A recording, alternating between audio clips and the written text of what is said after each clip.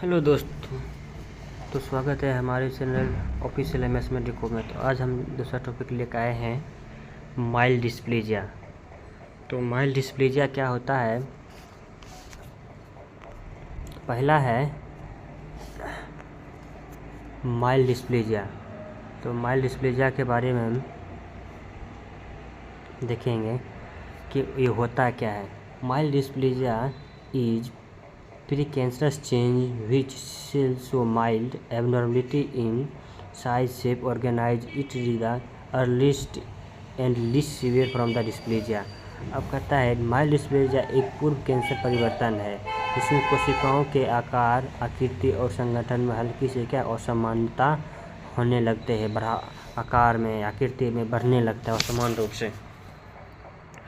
अब कहता है इसका कारण क्या जानते हैं? इसका क्या कारण होता है? तो इसका कारण क्रोनिक इरिटेशन मतलब होता है जलन, यानी बहुत दिनों से किसी अंग पर, किसी ऑर्गन में या किसी जगह पर बहुत दिनों से जलन हो रहा है, तो इसका कारण हो सकता है धूम्रपान का, तंबाकू सेवन करना, शराब सेवन करना। अब है इसका वायरल इन्फेक्शन। दूसरा है तो इसका वायरल इन्फेक्शन का कारण डिस्प्लेजिया हो सकता है। पहला है जैसे कि एचपीवी एक ह्यूमन पेपिलोमा वायरस के कारण भी हो सकता है, जो कि बहुत सारे वायरल इन्फेक्शन का कंजुगेशन होता है। लॉन्ग स्टैंडिंग इन्फ्लेमेशन, बहुत दिनों से किसी ऑर्गन पर या किसी ऑर्गन में किसी सतह पर, वहाँ पर या किसी स्किन की किसी जगह पर इन्फ्लेमेशन है, सूजन है, तो इसके कारण हो सकता है। पुअर ओरल हाइजीन, बहुत अच्छे तरीके से अपने मुंह को साफ नहीं कर पाना। न्यूट्रिशन डिफिशियंसी के कारण हो सकता है, जैसे कि ACE के किसी की कमी के कारण हो सकता है। इसका कोई डिफिशियंसी है, ये हो सकता है। अब इसका हम फीचर के बारे में देखेंगे। तो फीचर देखेंगे पहला, तो फीचर में कहता है एबनॉर्मल या कैरेक्टरिस्टिक या सिम्टम्स भी बोल सकते हैं। तो कहता है एबनॉर्मल से limited lower to 1/3 of the epithelium tissue के नीचे से जो 1/3 भाग होता है उसमें एबनॉर्मलिटी आ जाता है, असमान रूप से वृद्धि होने लगता है, असमान रूप से परिवर्तन होने लगता है। अब कहता है न्यूक्लियाई स्लाइटली इनलार्ज। कहता है कि न्यूक्लियस जो उसमें होता है, न्यूक्लियस में समान रूप से क्या होता है, बढ़ने लगता है असमान रूप से। अब कहता है nuclear cytoplasmic NC ratio slightly increase. कहता है कि न्यूक्लियर साइटोप्लाज्मिक, हम बताए थे किसी सेल या किसी ऊतक में न्यूक्लियर और उसके साइटोप्लाज्मिक रेशियो को ही बोलते हैं एनसी रेशियो। तो उस रेशियो में क्या होता है, अचानक से वृद्धि होने लगता है। कहता है माइल्ड न्यूक्लियर हाइपोक्राइज्मा। कहता है ये हल्की से क्या होता है, कोशिकाओं के सेल में क्या होता है, वृद्धि करने लगता है। हाइपर मतलब बड़ा, क्रोमेजिया मतलब बढ़ना। तो ये सब क्या है, उसके सेल या टिश्यू में बढ़ने लगता है। कहता है सेल मेंटेन पोलरिटी एंड मैच्योरेज। कहता है कि कोशिका जो है सही ढंग से पोलरिटी मतलब विपरीत रूप से, मैच्योरेशन के विपरीत रूप में क्या है, एक काम करने लगता है। कहता है माइटोटिक फिगर्स में be seen but less than abnormal.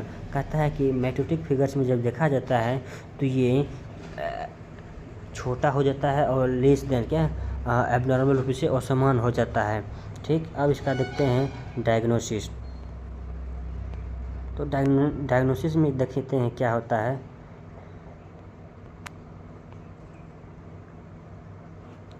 तो डायग्नोसिस में पहला है पैप स्मेयर। कहता है पैप स्मेयर्स के माध्यम से क्या होता है, सर्विक्स का, इन सर्विक्स में, यानी कि सर्विक्स से जो फीमेल का जो सर्विक्स होता है, यूट्रस का पार्ट होता है, यूट्रस में सर्विक्स होता है, बच्चेदानी होता है, वहाँ से सैंपल लिख करके स्मेयर बना करके उसमें कैंसर का, कोशिकाओं के एबनॉर्मलिटी का चेक किया जाता है। कहता है इसका बायोप्सी डिफिनेटिव डायग्नोसिस। कहता है इसका डिफिनेटिव जो होता है बायोप्सी किया जाता है, जिसमें किसी सोल या बायोप्सी क्या होता है, बायोप्सी एक प्रकार का सेल या टिश्यू का सैंपल ले करके उसका कल्चर किया जाता है, तो उस स्थिति को बायोप्सी बोलते हैं। Colposcopy for cervix. कहता है सर्विक्स का जो कॉल्पोस्कोपी किया जाता है। कॉल्पोस्कोपी यहाँ एक शब्द है। तो कॉल्पोस्कोपी एक प्रकार का अस्पताल में ऐसा रूम होता है जिसमें डॉक्टर क्या करता है, जो पैप स्मेयर की जांच में कोई अगर असमान रूप से बदलाव दिखने लगता है तो उसके डिप से जांच किया जाता है उसमें। तो कहता है क्लिनिकल एग्जामिनेशन एंड हिस्ट्री, और पेशेंट का क्लिनिकल एग्जामिनेशन और हिस्ट्री लेना चाहिए। अब कहता है इसका कहाँ कहाँ साइट होता है। अब इसका साइट देखेंगे तो साइट में देखिए पहला है सर्विक्स। इसका हम पहले ही बता दिए, ये मोस्ट कॉमन जो इफेक्ट होता है वो सर्विक्स में होता है, बच्चेदानी में होता है, उसके बाद कैविटी, ओरल कैविटी में होता है, माउथ में होता है, तीसरा यूसोफेगस, इसका चौथा स्किन, जो हमारा स्किन है ये है। तो अब इसका हम देखते हैं माइक्रोस्कोपिक पिक्चर। तो ये देखिए ऊपर का जो पार्ट है सुपरफिशियल वो नॉर्मल तरीके से सेल है, उसके अंदर साइटोप्लाज्म सही है, उसके अंदर न्यूक्लियर एकदम सामान्य स्थिति में है। अब देखिए इसके जो बताए थे लोअर थर्ड पार्ट, ये जो लोअर थर्ड पार्ट है इसमें माइल्ड से थोड़ी सी क्या है cell dysplastic cells lower one third part. तो यहाँ डिस्प्लास्टिक शब्द है, डिस्प्लास्टिक का मतलब होता है ये जब किसी सेल या टिश्यू में असमान रूप से उसके आकार, बनावट और बढ़ने लगता है तो उसे बोलते हैं डिस्प्लास्टिक सेल्स। ठीक, अब है इसका क्लिनिकल सिग्निफिकेंस।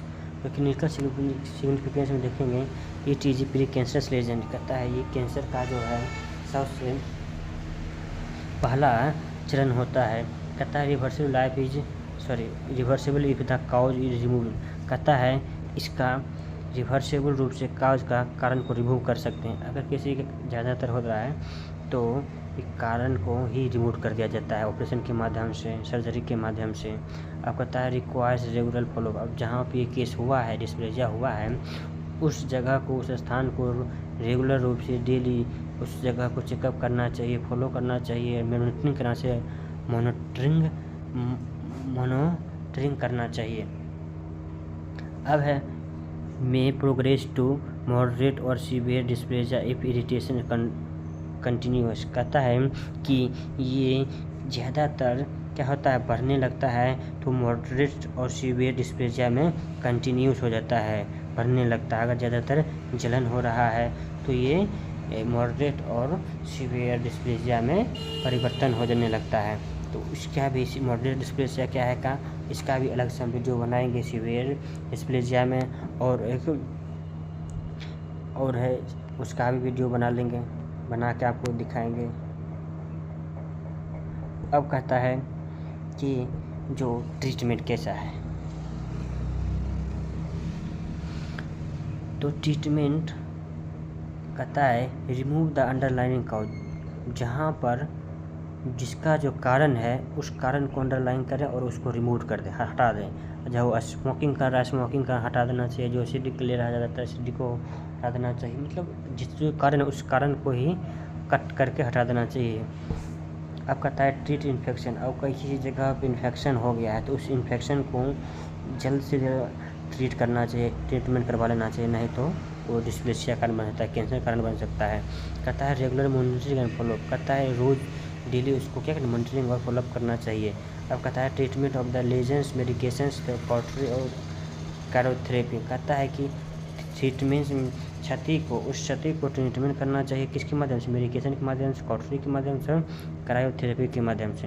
अब देखिए क्रायोथेरेपी क्या होता है, कॉटरी क्या होता है। कॉटरी क्या होता है जिसमें टिश्यू को गर्म या बिजली के माध्यम से नष्ट किया जाता है और ख़राब ऊतक के काट करके हटा देता है। ये सब ऑपरेशन के दौरान किया जाता है। ठीक, अब कहता है क्रायोथेरेपी चिकित्सा में जिसमें किसी तरल पदार्थ, नाइट्रोजन या ठंडी गैस का उपयोग किया जाता है तो उसे बोलते हैं क्रायोथेरेपी। ठीक, अब देखिए इसमें कहा होता है कि पॉइंट में क्या लिखा हुआ है। कहता है in male dysplasia abnormal cells are only in the lower 1/3 of the epithelium and the change is usually reversible। कहता है कि ये जो डिस्प्लेजिया माइल्ड डिस्प्लेजिया होता है एबनॉर्मल रूप से क्या होता है वो सिर्फ लोअर 1/3 एपिथेलियम टिश्यू पर ही इफेक्ट करता है। ठीक, और ये रिवर्सिबल रूप से यूजुअली रूप से रिवर्स हो जाता है, एक दूसरे से विपरीत रूप में हो जाता है। तो हमने देखा आज माइल्ड डिस्प्लेजिया। अगर वीडियो अच्छा लगे तो लाइक शेयर कमेंट जरूर कीजिएगा। आप इसे नोट भी बना सकते हैं, आपके एग्ज़ाम के लिए बहुत ही मोस्ट इम्पॉर्टेंट टॉपिक है। तो मिलते हैं नेक्स्ट वीडियो में। धन्यवाद।